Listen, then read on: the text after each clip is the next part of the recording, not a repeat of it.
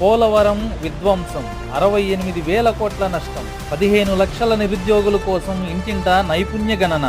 ఫలితాలను చూసి అన్నీ వదిలేసి హిమాలయాలకు పోదామనుకున్న జగన్మోహన్ రెడ్డి గారు యూనివర్సిటీ అధ్యాపక పోస్టుల భర్తీకి చర్యలు తీసుకుంటామన్న మంత్రి నారా లోకేష్ గారు బంగాళాఖాతంలో అల్పపీడనం, రాష్ట్రానికి తుఫాను ముప్పు లేనట్టే. జూలై 3న కేంద్రీయ విద్యాలయం సత్తెనపల్లిలో వాకిన్ ఇంటర్వ్యూస్.